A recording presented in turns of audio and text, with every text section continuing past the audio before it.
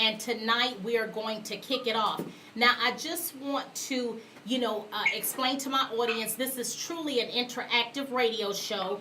So I would love for you to get engaged. If you want to call in and give your opinion about any topic, anything that we're discussing tonight, that phone number is 770-415-2149. I'm going to give it to you again, 770-415-2149. And the reason I'm going to go ahead and delve right in is because, again, we only have an hour. This topic is really, really rich. I'm almost certain we're going to probably go the next 3 to 4 weeks discussing it because there's so many different layers. But before I even get started, yours truly right here, Angela Foxworth. I'm in the studio, and I am blessed to have a great panel tonight.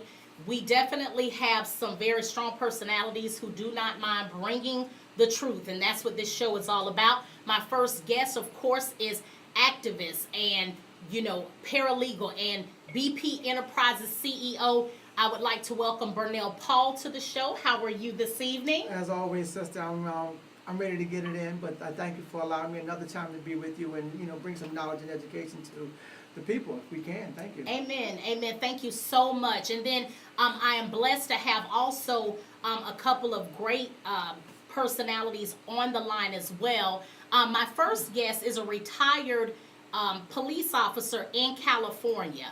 And I would like to welcome Micah Sims to the line. Micah, how are you this evening? I'm doing well, Angela. How are you as well? I am absolutely wonderful. Thank you. I'm so glad to have you all the way from California. We're bringing some West Coast flavor tonight, so I'm very excited. My next guest, of course, is, all I can say is he's highly acclaimed. This is Senefer I. He is the author of In Plain View, which is a very, almost like a guide, seriously, for history as it relates to Black history in our past. Senefer, are you out there with us this evening? Senefer, are you out there?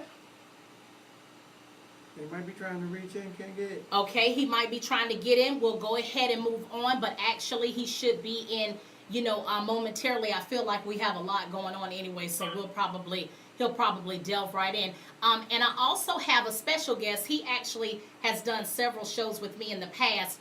He kind of loved the viewpoint that he has on a lot of different issues. Dear friend of mine, Jack Grayson, are you on the line? I am.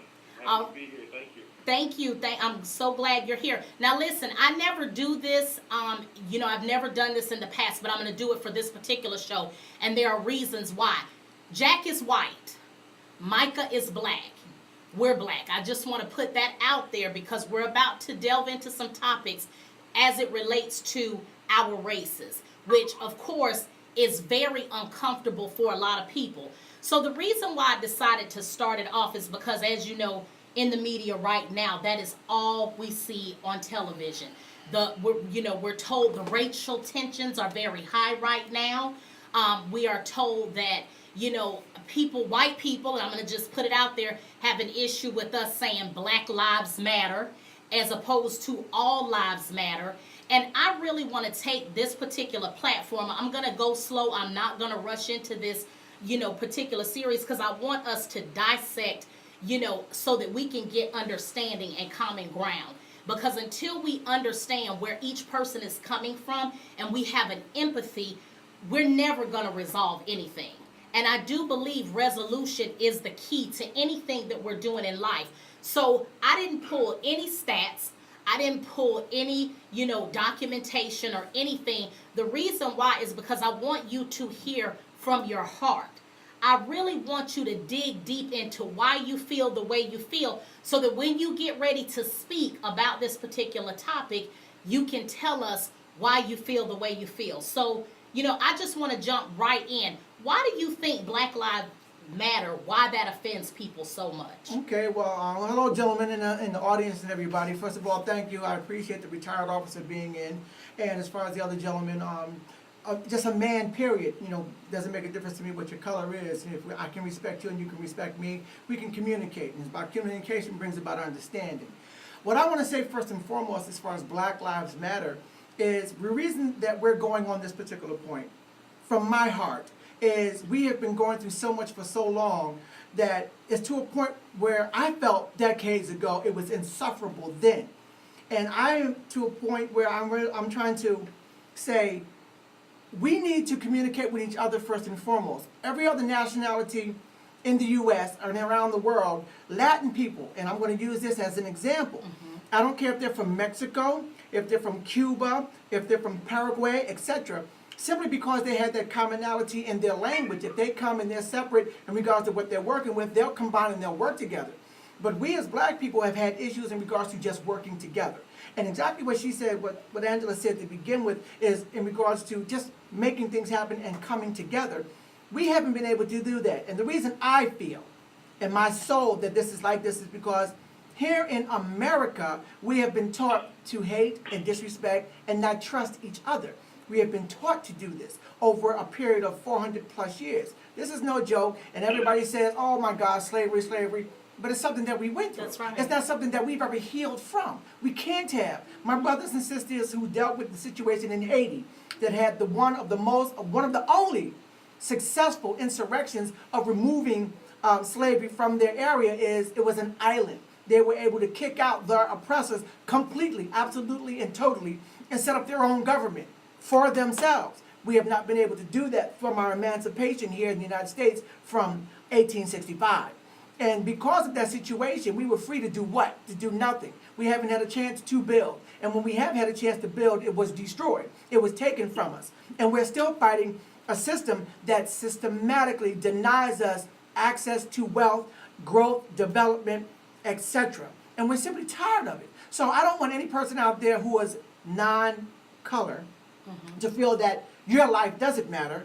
But this country has shown us, for those who are in power, that we don't matter. We haven't. We haven't got it in the courts. We haven't got it in business. We haven't got it in social development programs, which should have been equal. If this country deals with freedom, liberty, and justice for all, why do we never have that?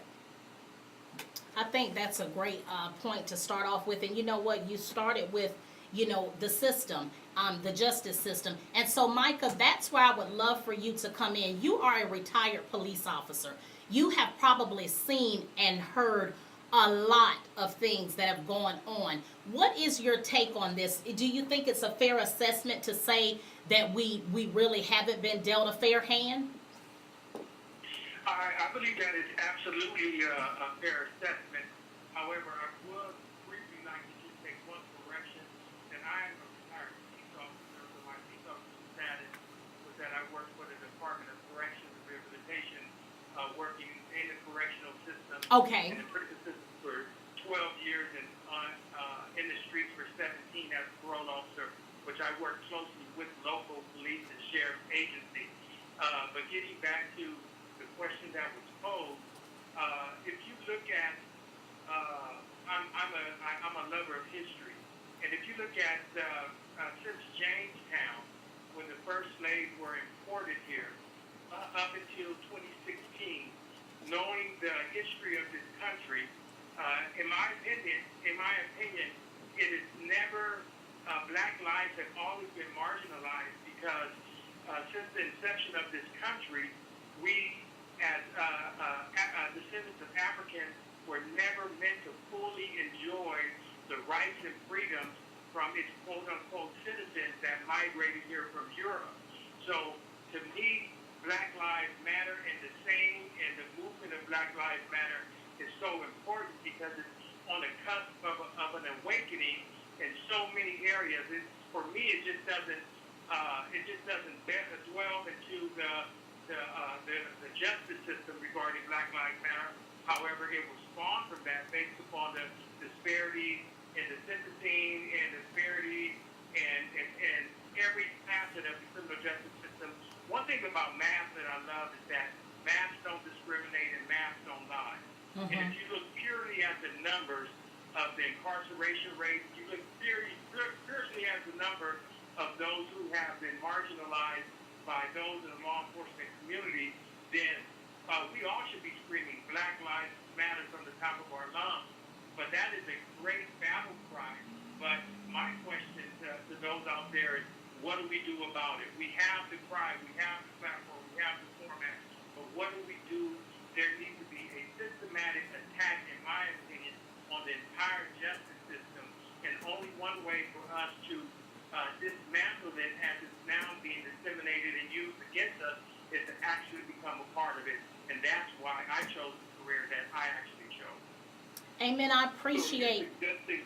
Are you suggesting that in the court that regardless of whether you're black or white, a black man and a white man do the same crime, you say the black man shouldn't be prosecuted because there's enough blacks in the jail system already? Definitely not. I'm not saying that. I'm not giving anyone a pass or an excuse for any type of criminal act that they commit. However, when you look at some of the minor criminal acts, the minor drug possession, some of the, especially here in California, Yes. where the law has been revised in order to decrease the population of our prison system. I grew up with people that I grew up in a primarily black environment or black neighborhood, but I have a lot. I don't want to sound cliche, but I did have a lot of white friends because we all grew up together, and I knew them.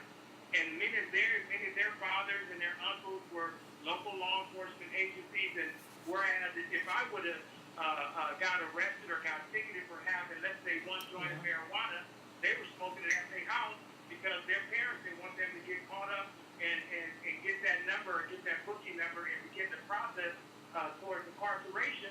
So I've seen firsthand the difference of policing that has occurred versus black and white citizens, and it's just not fair. I'd like to state in regards to exactly what the gentleman was speaking about, when it comes to this gentleman who was a police officer as well as a corrections officer. You've seen both sides, not only the arresting side, but dealing with the men and women who are actually incarcerated disproportionately. Now, my whole statement in regards to what we were speaking about previously had to do with the injustice and the lopsided justice system as far as people of color in here in America. We continue to suffer from that, but I don't want to focus just upon that, because we have so many other things that go against us, and so many other people come from other countries of European countries, and they say, well, I can come here and I can make it. And I say, okay, you know what, you can do that, because you have a place that if you screw up, mess up, you can go back to. But we here, as far as people of color in this country are concerned, have not been able to rise up politically. And if that was the case, there wouldn't have been so many things keeping us from the vote, which is a fact even to this date. Economically, whereas 2016, Bank of America had been sued, and they settled so they wouldn't get sued more for giving us loans but charging us more, even if we were more qualified for a loan than a white counterpart. Okay, we got charged more interest on certain things, and there is still subtle red zoning in regards to business, housing, things of that particular nature. I can get a $100,000 loan for school, but you will not give me a $50,000 loan for a business, because it will empower me to become self-sufficient. I mean, I can go back into history and I can say you. I don't want to do that. I don't want to deal with that. I want to deal with we, us, and our in regards to how we can build and step forward and become greater now. Black Lives Matter, yes, and I'm upset with that as well, simply due to the fact that some of my younger brothers and sisters who are out here acting like savages in pursuit of happiness, forgive me, when I look on Facebook and I see these young brothers and sisters fighting like animals over nothing, and that pisses me off, because you can't look me in my face and say Black Lives Matter, but we're fighting each other over bones and scraps of nothing just for the drama of it. But then when somebody gets killed, we got to raise up. No. All lives matter, but if we don't respect ourselves, how can we expect anyone else to? Well, I'm glad that you actually brought up that, that particular part of it, because I always say that when I'm talking to a lot of, my black counterparts, and we're speaking about the Black Lives Matter and, the movement, and I just have to say, and it's no disrespect to anything that we've ever gone through, but it does kind of, I don't know, it does kind of make me feel some kind of way when we will put on T-shirts when it comes to a white officer gunning us down or something to that effect. But there was an incident right here in Atlanta where the young black girl was sitting at the bus station and the young black boys came and killed her, and I didn't see not one person with a t-shirt on. Yeah. And so that is also an issue for me as well, because in our community, whether we want to negate it or not, it is an issue, and to be quite even franker, I'm more disappointed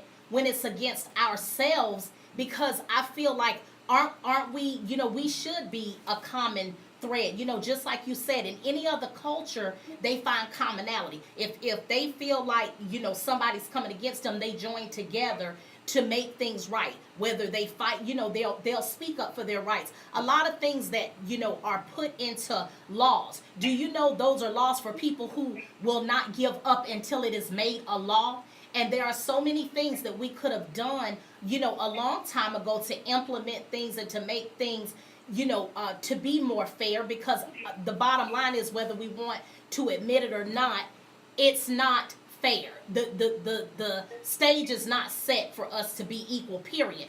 We know that from the 13th and 14th and 15th Amendments. And another thing too, even with that being said, a lot of white people who don't even have a racist bone in their body, or don't, even live by prejudices, don't know that. A lot of times the propaganda that they have seen and that is put out there, respectfully due to media, because the only way we're going to see something is television. So, and I'm going to go even take it further, even in entertainment, okay? Yes, because indeed. when we entertain, people are watching that. We're very influential in entertainment. So if all you see is black people playing slaves and prostitutes and criminals, what are you going to think about black people? I've had going to another country, and over there in the country, people would say, oh, I thought you guys were bad people. All the you know time. what I'm saying? Yes. I mean, like, huh? Because that's what they're taught. And that's the portrayal. I actually happen to have seen something just in a study, and I don't want to get too far off base, in regards to where they were showing a little black boy and black girl, white boy, white girl, children, no more than 5 or 6 years old, and they put two dolls, a black doll and a white doll, in front of them and asked them which was nicer, which was kinder, which was better, which was worse. And, these children had opinions already of themselves in regards to who's good and who's bad at that particular point. And the psychology of what we're working with in that area to this, to who we are in this day, goes to show that some things are very, very, very much learned in regards to how we see ourselves. But again, we should be working towards a conclusion on where we're going. I mean, we can sit, I don't want to sit and complain. I'm tired of complaining. I want to come up with something to say, how do we get through this? We know the problem. My whole thing is, I need to hear from some of these people out here in regards to a solution. I want to know where we want to go. Now, I know what it would take to do certain things, and I want to communicate about it. But, when I say but, I mean born universal truth. I'm ready for action. Yes. And I'm going to march for it, because it seems to get me nothing. Okay? Now, I do not condone, and I want to put this up front right here, right now. I'm not condoning the murder of police officers and peace officers. I do not. Okay? But I have been a victim in that particular aspect on a minor level. I've been assaulted on traffic violation, verbally and physically. I survived it. It doesn't make a difference whether I am a senator on the Capitol Hill, or if I'm simply a bus driver, or if I'm wearing one of the brothers in the hood wearing a hoodie. Okay? That doesn't subjugate me or make me better or less than. The fact of the matter is, we need to come across a situation whereas we're respected. Now, when I'm upset about police officers, and I'm not talking about white officers, I'm talking about all police. Okay? And I put it to you like this. If there are black or white cops, Latino, male or female, and you're a good cop, you're doing your job, and you're respecting, and you're serving and protecting, yet you allow other bad officers do this, that, or whatever else, and say nothing, I find you guilty by association, because exactly as the officer said earlier, if I'm in a car and somebody's smoking weed or they're doing something, the whole car is going. I'm guilty by association. So I say that to the police officers who are out there, the good ones, check those bad ones, because if something goes wrong, like those officers that were killed in Texas or Louisiana, that was terrible. Tragic. But the fact is, we see a color which is blue, not black or white, because we have been brutalized and victimized by black and white.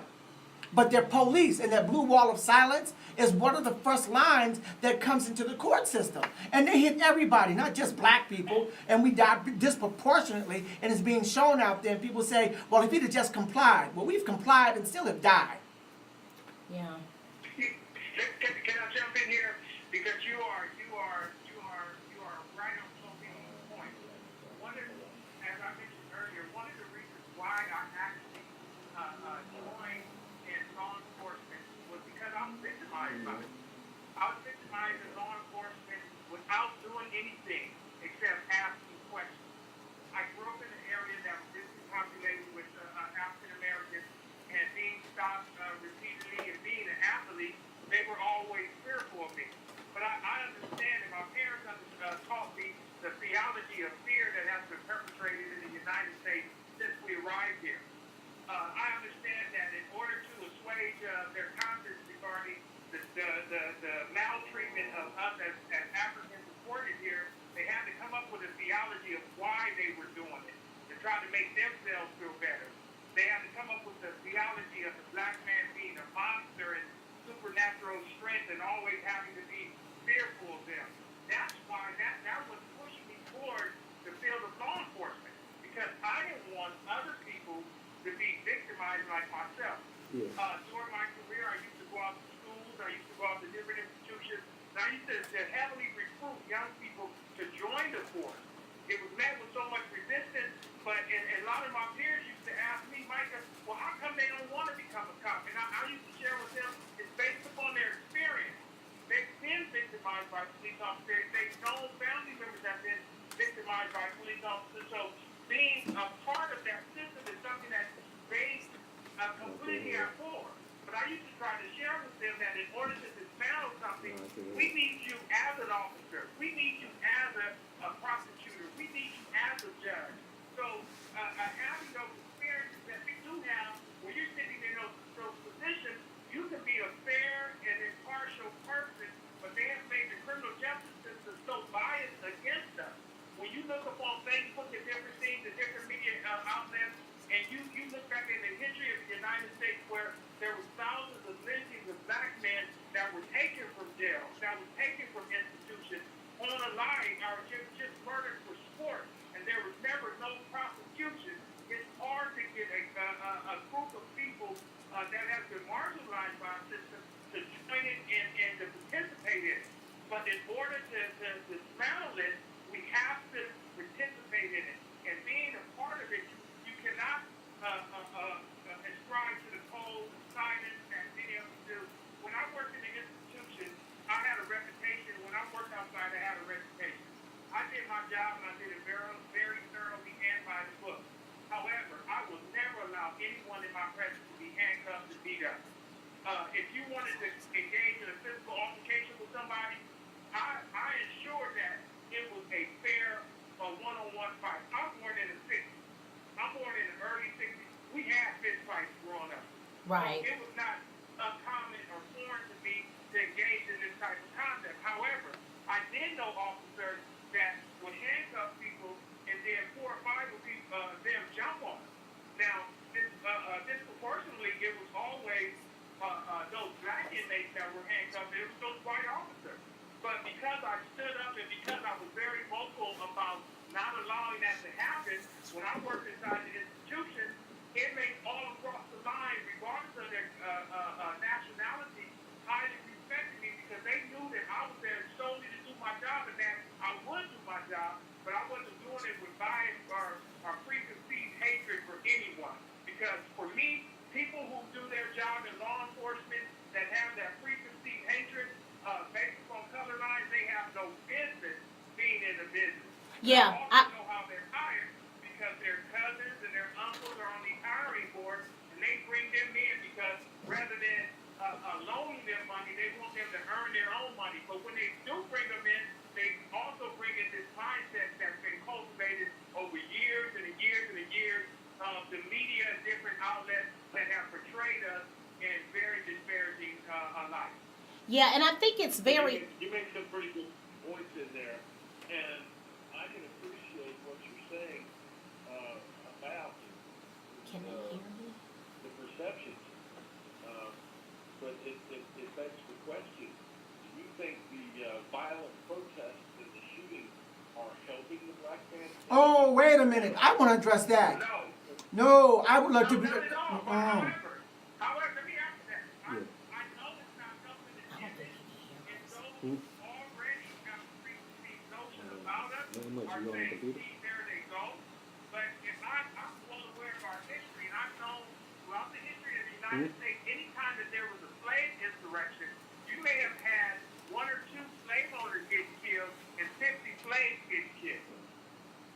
So I see very little difference in what's going on today that has happened 100, 200 years ago. Where, like I said, the theology When y'all say is something, in will something America, pop they up have on always the used number? theology of fear, 912? because if we allow these people to rise up, if we allow them Say something. of the freedoms that we Oh, hello. so rightfully Does the enjoy, speaker pop up then on 912? because of what No. we've done to See them, if it gets they going may turn down that again. against us. And to Are we me, out? in my experience, Yes. talking with people very frankly, that has Something always just been went a on. mitigating factor in many Okay. decisions and the policies that have been made. I'd like to address something, if I may, in that aspect. The gentleman made a comment in regards to the violent protest. Let's get something straight. And I'm not going to come soft on this, but I'm being respectful to you as a person to person, man to man. You said the violent protest. People are voicing certain things, and when we have walked and talked, one of the things that I don't appreciate is the fact that you have a lot of youth out there. And when I see these news broadcasters or the people who are dealing with the news agencies walking up and down the street, they're going after the youngsters. They're going after these young people that are verbal, but not too much knowledgeable in regards to where we come from and actually why we're there for the cause. They're looking for the most incitable individual to come at so they can be portrayed as violent. So I don't want you to come off in this particular aspect and say the violent protest. No, this is a violent reaction. And it's not even violent, because if it was violent, there'd be bricks thrown and there'd be more shooting than what you're actually seeing. Okay, so check what you speak on, because a lot of people are listening to how you present certain things. If you want to inflame something, you use words like violent protest and how these people are reacting to certain things. Well, we've had a lot of things in that aspect. And so I'm watching you at this moment in regards to what you're saying and how you're saying it. So please be careful. I respectfully ask you to please be careful when you use words like violent, because when we do certain things, as far as our youth are concerned, they need to look up to some of the elders or some of the other people who know what a protest is about. Now, they were non-violent protests. We have the right to go out there and say, I don't like what's happening about certain things. And no, I'm not going to dance and prance out there in the street and say, oh, I don't like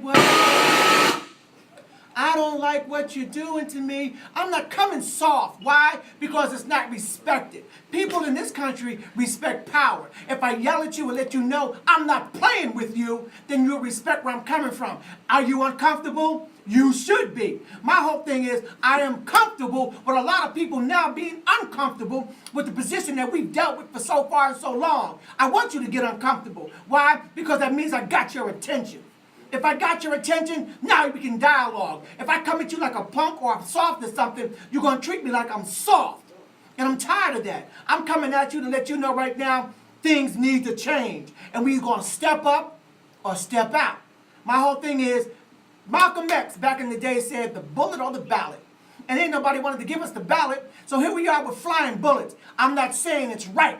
I'm just saying it is. We're not talking about it. You're seeing it. I didn't pull a trigger, but I'm not going to run from one. Why? Because when certain things run up on me, I see it. We have to let people know that we're tired.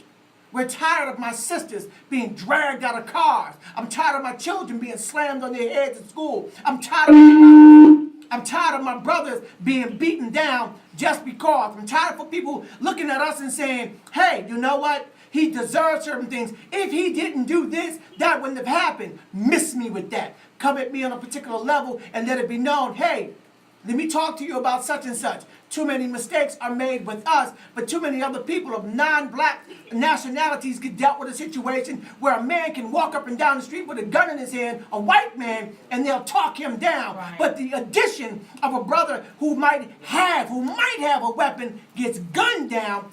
I'm not going to talk to you about that no more. I'm not going to deal with the disparities in regard to how I see things. I'm not going to act like Okay, you know what? Maybe you made a mistake. My whole thing is you've made too many mistakes, and I'm not having it no more. And that's how my young brothers and sisters are feeling. We not having it. And if you see that as a violent protest, it's a response to what we've been dealing with. If you don't like it, step up. And if you're talking about Black Lives Matter or All Lives Matter, don't talk about it. Get out there and get with us. Rally with us and say all lives matter, because that's how it goes. We deal with what? The United States Constitution. The first word says we the people. And I know and understand from history, when the Constitution was written in 1776, It wasn't for we were still slaves. That's right. We were property. Okay, so when you talk about July 4th, freedom from the British colonies, we were still slaves. I find that to be a joke and a hell of an insult, because I know history. So don't come to me and talk to me about violent protests when this country was built on violence. My whole thing is we're giving you more or less what this country is used to dealing with. Because if I come soft and I try to walk and talk with you, I get nothing. I get nothing. So now we stepping it up to a different situation. And I'm not condoning it. I'm simply letting you know it's there. And I'm just going to say this as it relates to the protests. Here in Atlanta, and I don't know if anybody's watching, a large portion of the people that are fighting for the cause are white. That's right. Seriously.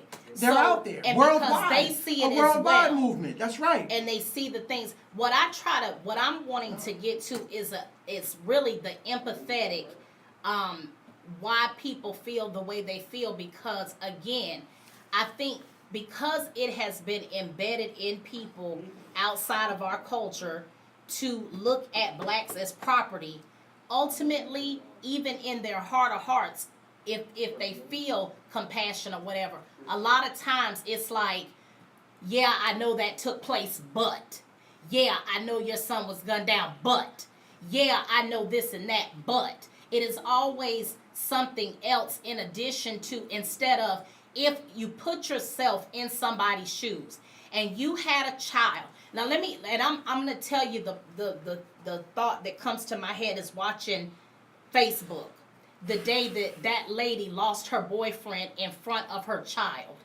And my thing is, I just don't know how much more empathetic you can, how you can look at that situation and think that guy did anything wrong. From the time that cop was in there and he was, he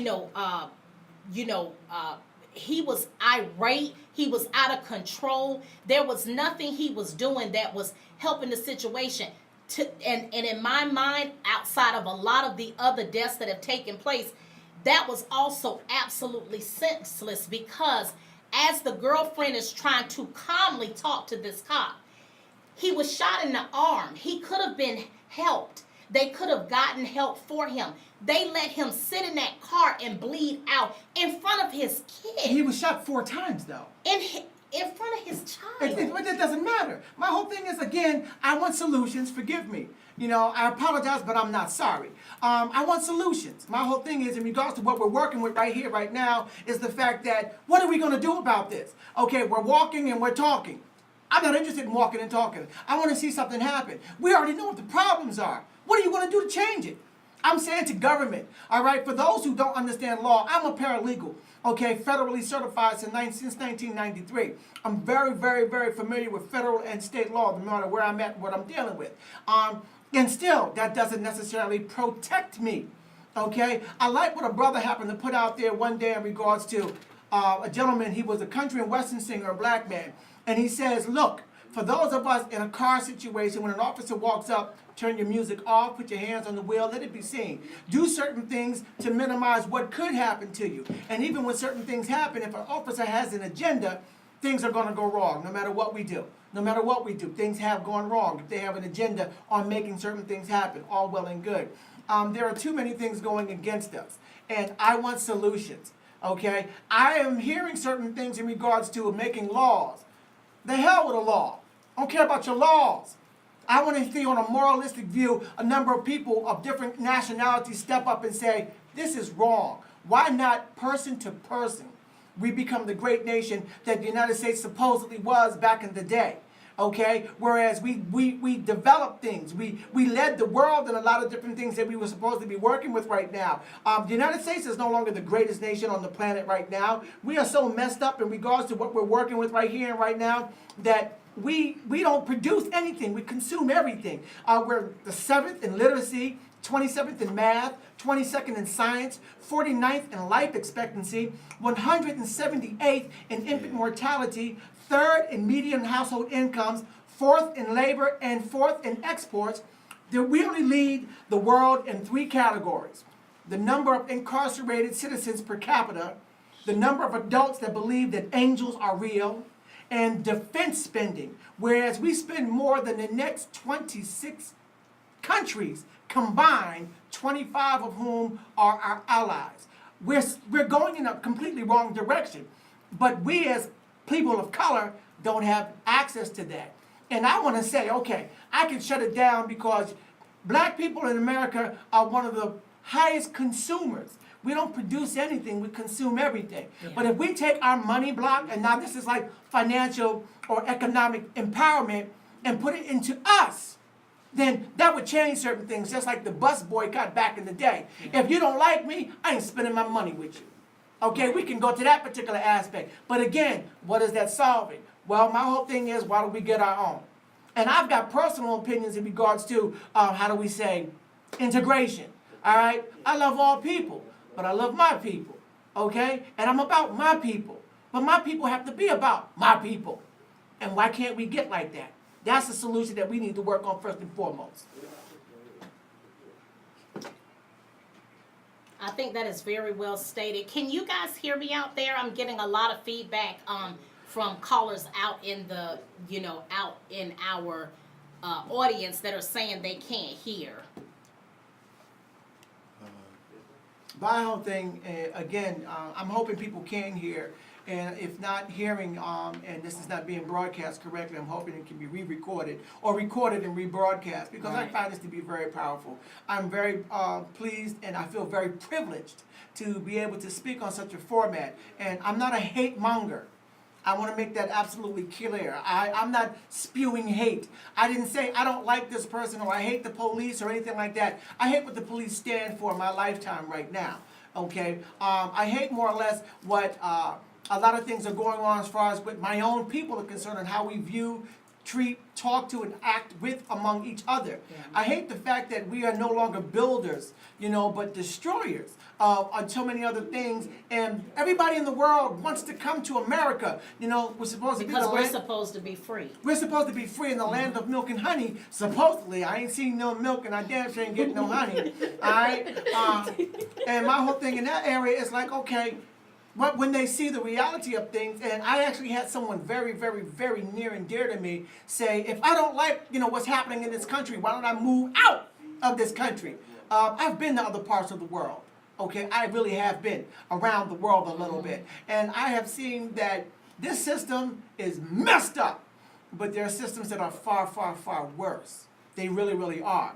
And in that area, I'll say, I'm thankful to be where I am right now. Other people who have other countries, or been in other countries, realize they would rather go to jail in the United States than be free in their own countries. Wow. It's that good, okay? But again, our economic situation in regards to what we want to work with is about growth and development. And that's what I want to see. That's what I want to feel. That's what I want to deal with. Growth and development, mentally, emotionally, physically, spiritually, financially, all the way across the board, not just for myself, but for my children. Yeah, I agree. And honestly, I do feel like your passion for what you're talking about, I don't take offense to it. I do feel like it's a dialogue that is much needed.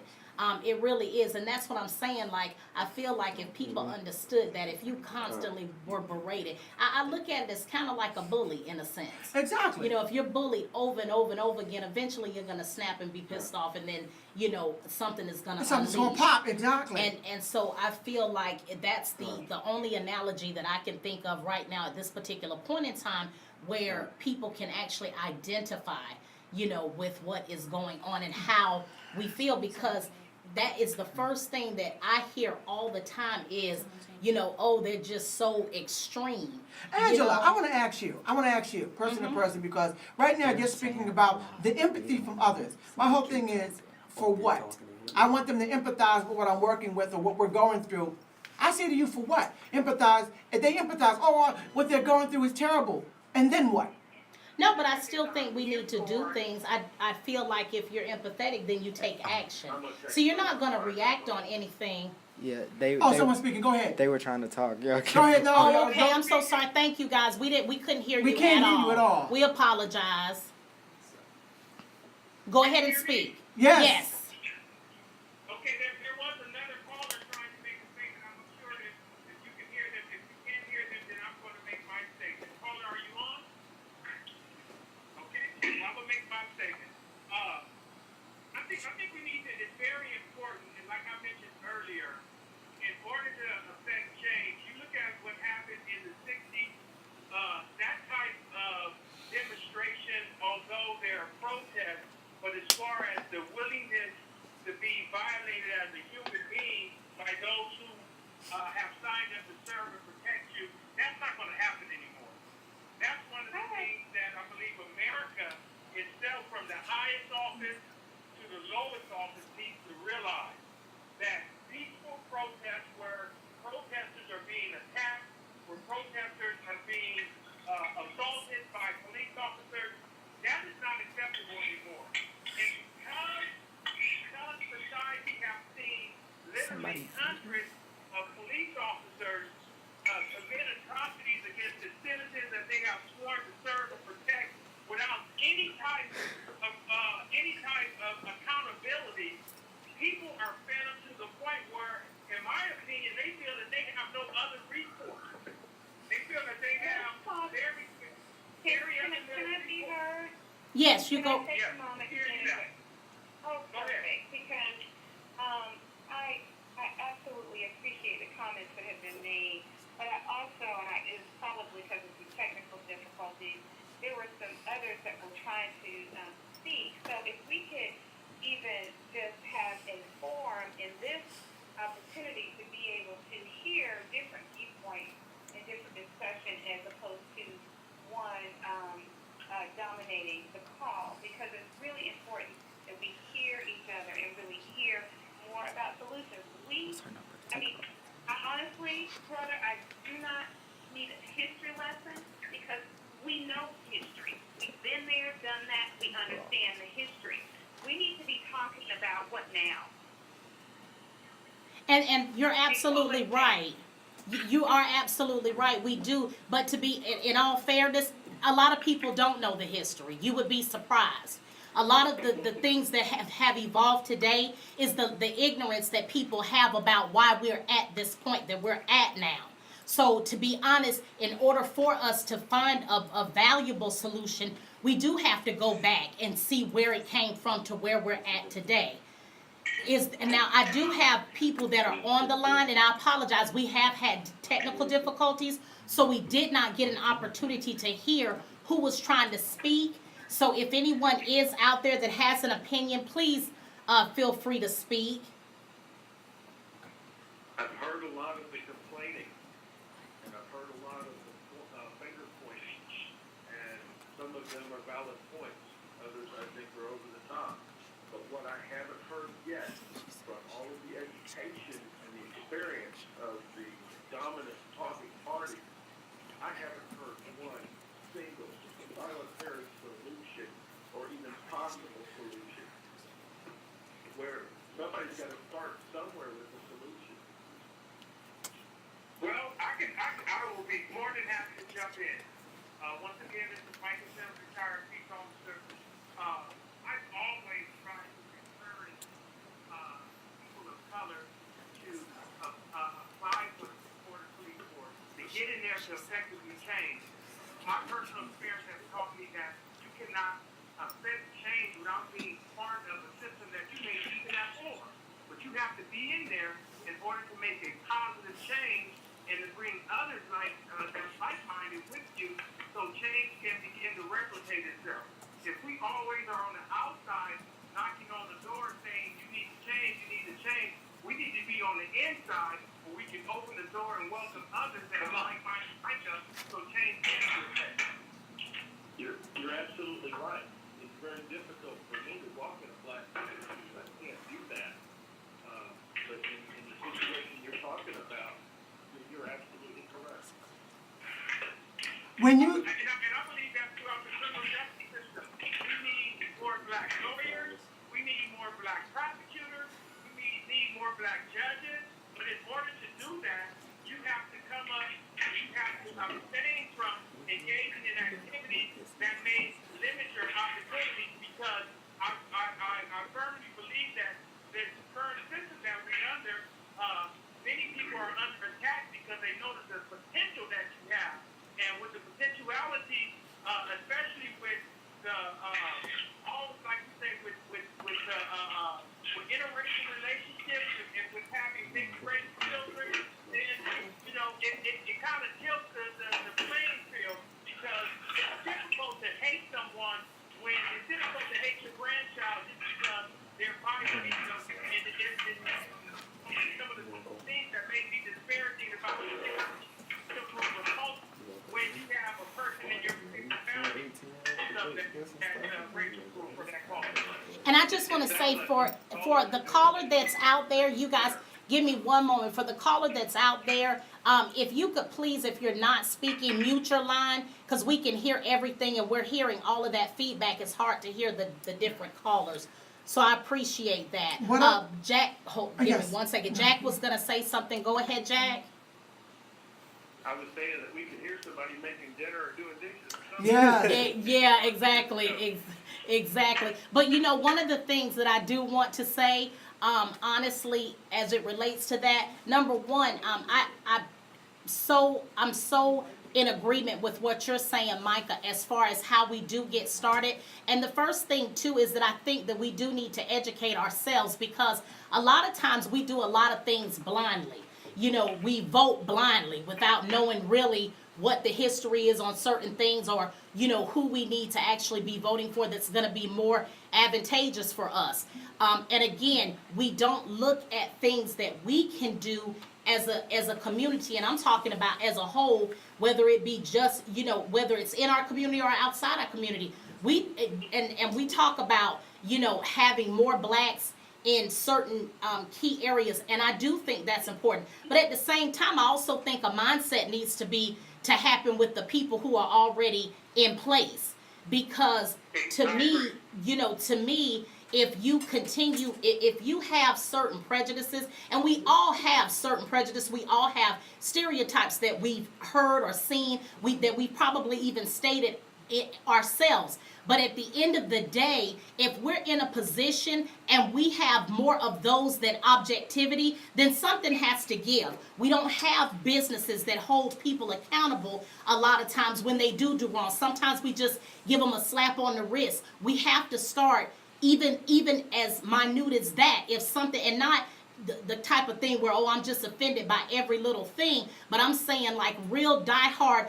Someone mentioned today, one of the solutions for police officers is to give them a psych evaluation ever so often, because what they do is difficult, and I don't care who it is. And sometimes, especially people who are detectives who go undercover, you have to end up being a professional liar. So at some point in your life, life starts to imitate what you do and what your position is. And if you don't have the right mindset, or if you've gotten sucked in too much, then you become the very thing that you claim you don't want to be. And that's a lot of issue, the problem that we have with a lot of people in law enforcement and in roles of power. So I think that people have to be educated within the system now, and we have to grow and develop into more people of color and more people of diverse mentality to be put in certain positions for it to be fair. I agree. And what I'd like to speak on, and I appreciate the gentleman being as subtle as he was in regards to solutions. And yeah, I got 3 for you right now in regards to what it could take place. Equal employment opportunities, number one. Access to better educational tools and systems. And real justice in the courts. Let's just start with just those 3. Yeah. Just those 3. I'm not asking for the whole ball of wax right now, but real deal. equal employment opportunities, okay, access to better educational situations, and real justice in the Now, courts. how do you see the employment opportunities being wrong when if First I hired, step into a job, last hired, first fired. you're not listening, you're talking. If I step into a job interview and there's a black man going into the same interview and we have the same credentials, we have the same training, they have to choose him over me. And you see this is fair because he's black and I'm white? That's not what I'm saying. No, sir. Absolutely not. Qualifications now that you come. Now, this is what it comes down to in the employment situations because I've dealt with an HR situation. If you and I are going to the same interview situation, it's going down to the nitty gritty: education, experience, and then background. Okay, and then now it even comes to a particular situation in the job training or job employment situation where they're going to run my credit score against yours if it is that close. Every little thing that can be done to separate us in some way, shape, form, or fashion. I might have 5 years more experience than you. I might of real experience. You might have a degree. Not my experience. That'll give you an edge. There are so many different factors. And I'm not saying place you above. What I'm saying is give me a real shot. If my name is Raheem Jackson and you're Bill Smith. Exactly. Some things just in that case alone. You don't even get the resume looked at. And that's resume real talk. application. That is real talk, yes. Okay, just upon identifying things in that aspect. I'm not even talking about the interview. I'm just talking about being able to review my information fairly. You see, now you already took it all the way to the interview process. If I was lucky enough to get that far, and we don't have that. You see, this is what I mean by when I said to Angela, the empathy. You ain't getting it. Already you're talking about us being equal in some other aspects, and we never have been. We haven't been, we aren't, and until we can become so, your empathy is not even there. You just showed me that. And I'm not being disrespectful, but you came off at the interview where I can't even get once they read my name, I can't even get my application reviewed. That's what I mean. And you're acting like you know me. Good luck with that. Bill, I'm sorry, Bill. Did I call this man Bill? You did, but his name is Jack. But that is okay because again, and this is one of the things that I do want to say. And I'm all about being respectful. I know that this particular topic is not easy, and honestly, it is definitely going to pull layers that some people don't even know are there. Jack, that goes for you, that goes for me. There are ways that you think and you've been raised that I may never understand. The whole point of the dialogue is the common ground that we have to get to in order to promote change. Now, here is me answering your questions because you guys, it is 9 o'clock. Power Hour is over for the night, but we're going to continue this next week. So anyone that wants to jump on board to get to be able to complete this series out, because we're going to be adding some key people to the pot where I think your empathy level will have to go up when you hear the stories that are behind the things that have happened. This is not any, 20,000 things that you may see on television. This is going to be real life one-on-one listening to people who have been through some things. But I say that to say this. You asked me earlier, Burnell, why is it that I'm so big on wanting empathy? Because this very issue, if we don't get empathy or people do not begin to understand with their hearts, we're never going to get to a place of resolution. Because guess what? The only thing that is going to make me want to get up and stand up is what I feel passionate about. Exactly. It's what I love. It's what is in my heart to feel like I have got to do something. Because sometimes, unfortunately, we have to hit rock bottom in order to get back, on top. So that is why I said, the thing for me is that I need for people to really understand where each person is coming from so that we can find common ground. And that's basically, it's not a punk move, it's not anything to say, oh, I'm just, no, we need to go out there and kill them all up and this and that. No, because that's not the solution. And let me help a lot of people out. Everybody doesn't feel that way. Every white person in America doesn't feel that way. Every black person doesn't feel that way. Every cop is not a bad cop. I know cops who I know would give their life for what they do, and they hate corruption. Period. Exactly. So, with that being said, gentlemen, I just want to thank you all for being with me this evening. Again, I know that there were more callers that wanted to get in. Next week, we're going to, like I said, I shut it down for the 2-hour show, which this could go on and on. We already know that. But at any rate, we're going to close it out for tonight. I appreciate everybody, my guests, Burnell Paul. I want to thank you so much, Micah Sims, for the information that you provided for us. Hoping you guys can come back. Jack, I always thank you because I tease him all the time. I'm like, he doesn't mind getting in the fire. You know what I'm saying? Jack gonna be who Jack gonna be, and he don't care what anybody says. And I can appreciate, first of all, I can appreciate the gentleman. Yes. And no, sir, I do not know you, but I respect you and I appreciate you. And I thank you for being. And I thank you for just being able to communicate. And that's where we start first and foremost. Thank you very much, and I will be back next week. I appreciate that, you guys. Mike, I hope to see you next week. Like I said, we're going to add people to the pot. Callers that were out there next week, get on the line. I want to hear what you have to say. We're going to try to open it up more. It's so hard to get everything we need in just this power hour, but we're going to make it happen. And listen, each and every Monday night from 8 to 9 o'clock p.m. Eastern Time, you are listening to the Angela Foxworth Show right here on 108 Praise Radio. And listen, it doesn't stop with me. Every night of the week, we have something for you to enjoy. I want you guys to follow me on Facebook, the Angela Foxworth Show, or The Truth of the Matter, or both. Please like the pages and like A Fox Radio on Instagram. Hold on, let me say it again, at A Fox Radio. So, I love the dialogue. I love what you guys brought to the table. And you guys have a wonderful, wonderful rest of the week. And this is the Angela Foxworth Show where knowing the truth really does matter. And you know me, I am always interviewing with a purpose. You guys have a wonderful evening. We'll see you next week.